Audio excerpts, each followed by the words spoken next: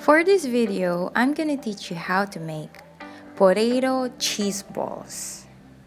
So, the ingredients are breadcrumbs, cheese, you may pick Eden cheese, 3 potatoes, and an egg. After that, we have to wash the 3 potatoes and make sure they are very clean kasi syempre galing yan sa lupa. Kailangan natin hugasan maigi. Wash, wash, wash 3 times a day. And then, ready your pan, put your potatoes, and ready to boil it. Syempre buksan nyo muna yung kalan. Lagyan nyo ng tubig. Baka naman nag-boil kayo ng walang tubig. Okay? And then, let's boil it. For the meantime, habang naghihintay tayo, ready natin ang ating knife and Eden cheese. We just need half of the Eden cheese at hatiin ito into cubes, just like that.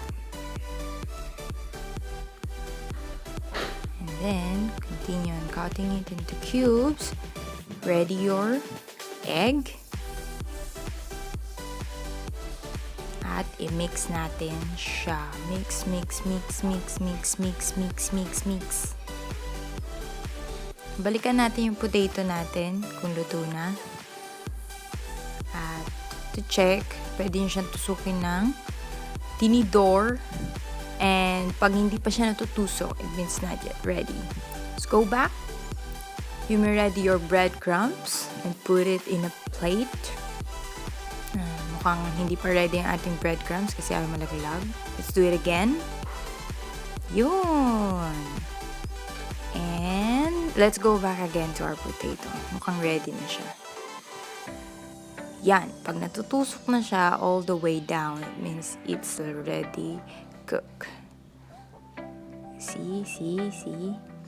So after that, syempre palamigin nyo muna yung potato and it's time to peel it off. Yung time na yan, ginawa ko, inugasan ko na lang siya ng malamig na water. Syempre malinis, dapat. And then, peel it off. Everything. Pag na-peel na natin, that's the time pwede na natin siyang durug-durugin. Smash. Ganyan yung itsura na ng smash na potato. And it's time to make the potato cheese ball. Siyempre, lalagay natin yung cheese sa gitna ng potato. So, gamit yung smash potato, lalagay mo sa gitna, just like what I'm doing. And roll.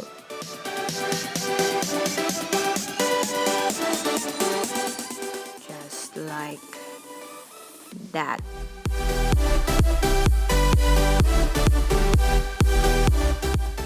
Just like that. See? So, gawa kayo ng maraming ganyan. Ubusin nyo yung cheese na nagawa nyo, na hiwa nyo.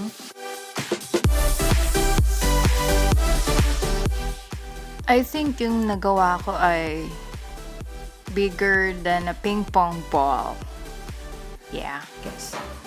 Tapos, ready nyo na yung egg nyo. Lalagay natin yung egg. yung potato dun sa egg. Then, put it in a breadcrumbs.